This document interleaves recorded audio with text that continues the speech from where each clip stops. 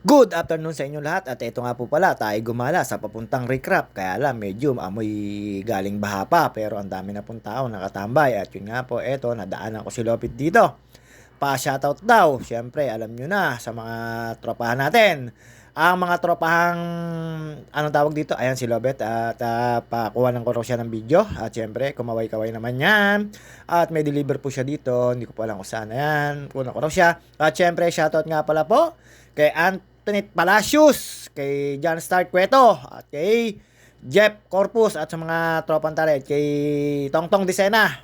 Kaya mga kasama namin sa at si Master Toto, kasama namin dati, kami sa tambay sa kubo, ay si Lazar nga kung tawagin.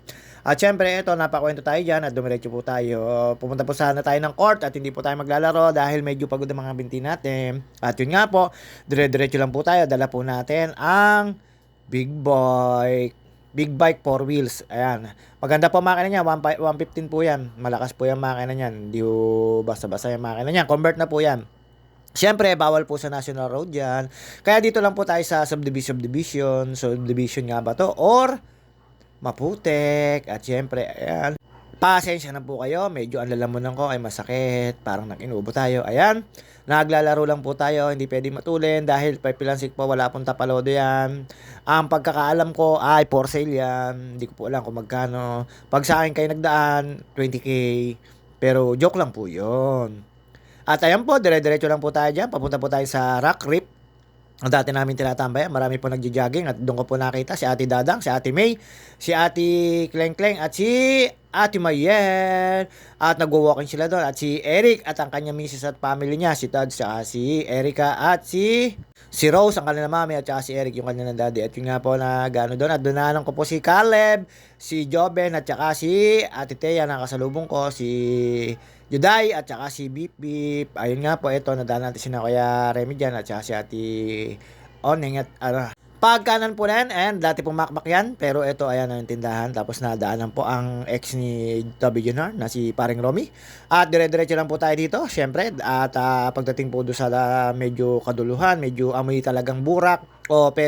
Pero pwede na po mag-walking, kaya lang medyo may amoy pa ng pagkakatuyo ng baha. At yun nga lang, pag dito kayo nag-walking, sigurado ay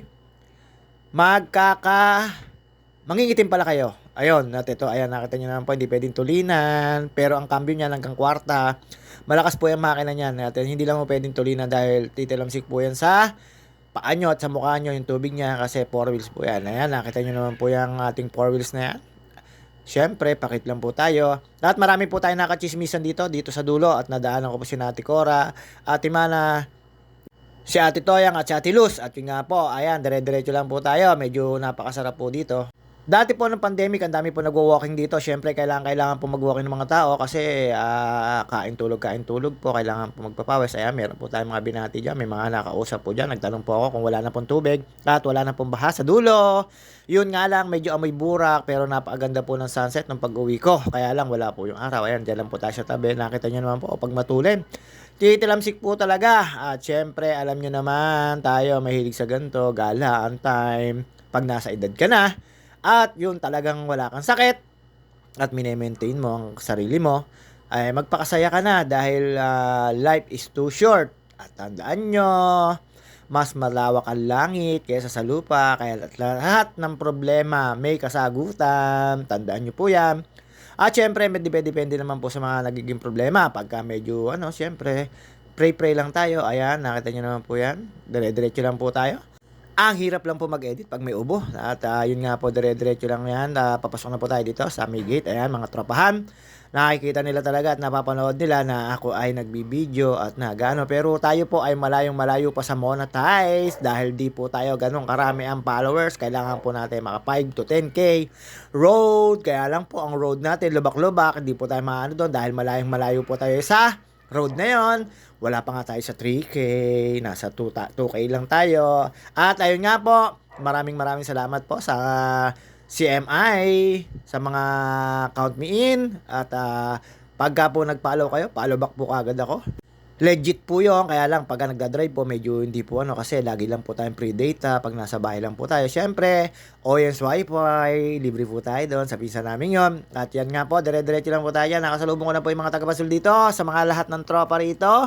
At yung iba po hindi ko na po kilala pero napapanood tayo, ang sinasabi sa akin shoutout at kumakaway po sila. Ang sarap na pong tumambay dito. Ayan, nakita nyo naman po, medyo wala na po siyang putek pero yung amoy po nung pagkakatuyo po ng tubig, nandiyan pa rin po. Dito po, tinanaw ko po yung taas dyan, yung pinagwo-walkingan ko. At hindi kita pag galing dito. Pero pag galing ka doon, kita yung puno na yan, tsaka po itong bundok na, itong anong yan. Natatanong ko po yan, medyo, ito, itong dalawang to, yan, yung puno na yan, yan lang po nakikita. Pero itong kalsada, hindi ko po nakita. Ito yan, si Lolong Talong, si Caleb Okra, si Juday, at saka si Joben, nagpipiknik dyan. At paglampas ko po dyan, nadaanan ko po yung family ni Eric, si Rose, at saka si Eric, at si Todd. Tapos, yan na Ate Dadang, Ate May, Ate Maye, at si Ate Kleng-Kleng na tinesting pa itong motor na to. At ayun nga po, ayan, ang dami po mga kabataan dito. At meron daw po dito nagbo-boxing. Pero hindi ko na po inabot. Ayan po si Ate Mana, si Ate Cora, si Ate Luz, at si Ate Toyang. At yun nga po, dito inabot po tayo ng gabi. At syempre, ayan, nakita nyo naman po yung sunset. Hanggang set na lang, walang sun. At pag napakwento po tayo dyan, napachismis kina Ate Binilda. Ayan, marami po mga tropa. Ayan, may nagpipiknit po. Basta dito, ang dami pong tao, hindi ko po alam kung anong meron. Ayan, nag-walking daw po sila. Ayan, kumaway si Ate May, si Ate Kleng-Kleng, si Ate Mariel, at si Ate Dadang. Bumili po sila dyan ng binatog, may magbibinatog po. Tapos syempre, tingin lang po tayo sa dagat. Ayan po yun. Ayan si Ate Kleng-Kleng, nag-testing ng motor. Ayan. At syempre, nakita nyo naman po ang cute ng motor, no? At syempre, pambata lang po yan. Pero pwede sa matanda kasi malakas naman po yung makina. At dyan, nagkukwentuhan po kami tatlo dyan, yan Ate Mariel, habang nanonood kami nung magbo-boxing dyan, tapos ang dami po mga kabataan dyan, nakatambay. Sigurado ko po, mga ilang buwan pa rito, meron nagiinom at nagbabasag dito, syempre, alam nyo na, wala naman makakakita. Pero wala na pong baha, mababaw na po ang tubig, pwede na pong tumambay dito at mag-walking. At yun nga po, inabot tayo dito ng dilim, kakakwento. Marami kami na pagkwentuhan dyan ni Ate Dadang at ni Ate May, yung mga pagpunta sa 21 sa Baguio City. Alam nyo na, ang aking kapitbahay, pupunta naman tayo. At yun nga po, natapos na yung kwentuhan namin, pauwi na po tayo. Nakita nyo naman po, dilaw na dilaw ang ilaw ng ating big bike. At ayan, nakita nyo po yung sunset, pero hindi na po natin mapagmasdan ng gusto kasi talagang madilim na. At nakita nyo naman po, yan yung tinatanong ko, hindi kita yung pinaglalakadan ko sa Mountain Peak, kundi ilaw na lang dahil medyo natatakpan, kaya pala hindi kita yung kalsada, marami mga building. At yun nga po, kaya pala hindi namin makita yung kalsada dahil yung mga building na mga resort, medyo matataas na. Ayan po yung Mount Makiling. Tapos na may parting kanan. Nandyan po yung pinagwo-walkingan ko. At ayun nga po, hindi napansin din dahil yun nga, marami pong matataas na building na rito na resort, kaya po pala hindi pansin yung kalsada na to. Pero ito, tuwid na po yung kalsada na yan. At saka po, tuyong-tuyo na po. At syempre, medyo madilim na po tayo. Kaya ayan, nag-ilaw tayo ng dilaw. At ayan po yung sunset na yan sa may party pong papuntang Kalambayan. Tapos yung kaliwa po, ayan, paano nyo po makikita yung Mountain Peak. May mga building, kaya pala hindi po tanaw na tanaw pag nandun kayo. Pero yung pinaka dagat at yung puno, at saka po yung maraming bahay, kita po yan doon. At syempre, ito, ayan, dire-diretso lang po tayo. At palabas na po tayo ng Villa Teresita po ata ito, pagkakalam ko. Hindi ko po alam. Pero dito magkakameron po ng, hindi ko po alam kung C6 o C7. Basta magkaka-highway po yan hanggang doon po sa Bae o Los Baños. Hindi ko po alam. Hindi po ako sigurado. At may mga plano po nakikita ako doon sa mga tarpaulin o mga ng DPWS. Basta ewan ko lang po kung totoo po yun. At dito po syempre dadaanan po tayo ulit sa Matubig. Dito po tayo galing kanina. Alam nyo naman, inabot tayo ng dilim. At yun nga po, umigot tayo sa court at nanood tayo ng naglalaro, pero hindi po tayo nakapaglaro kasi tinamad po tayo. Ayun nga, sina Master Ombin, Master Eldon, Bay, at saka si Ming ang naglaro po. At yung kapatid ni Eric na si Victor Pasamba, nakita ko po maglaro. At yun nga po, syempre, wala pa po tayong buong team at nagkakahiwa-hiwalay kami. Pero sa next year na may excuse me po, napapaubo po tayo. Magkakasapi uli kami sa next sa Paliga. At ayan po, dire-diretso na po tayo. Nakita nyo naman po bukas ng ilaw. Medyo ganito po ang ilaw dito pag galing kayo dito. Syempre, alam nyo na.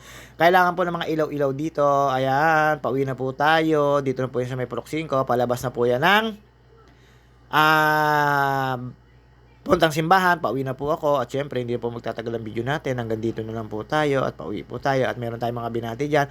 Syempre, tinesting ko po yung tulay. Matulin po talaga kasi ang makina naman ay 115 din. At medyo malakas-lakas din naman po. Di cambio rin po hanggang kinta.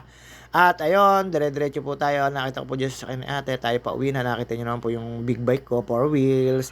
Akala mo talaga naka-big bike eh. Pero alanganin po sa akin yan kasi napakaliit po niyan. Meron din sa Caleb Okra niyan, kaya lang di na naandar. Halagot ko yung pambira niya. At ayun, papasok na po tayo sa amin. At ayan, makikita niyo po yung resort namin. Na wala po naliligo kasi gabi na, bukas sigurado pa yung marami maliligo diyan kasi umaga may pasok. At dadaan po tayo sa tindahan ni Ate Aton. Pagkanan po natin diyan, syempre hindi na po magtatagal ang ating video. Hanggang dito na lang. At nakita ko si Joema, si Diretso pa, tsaka ayun. Pagpasok po natin, nakita ko si Ate Iska, shoutout sa iyo, tsaka si Pare Lolong, at sa pamilya ni Ate Nene, si Odeng, at tsaka po yung mga baby, at si Kuya Buda. At yun, hanggang dito na lang po. See you on my next video. Babus! Mga ka-JT, ganito lang tayo. Palagi, tandaan nyo.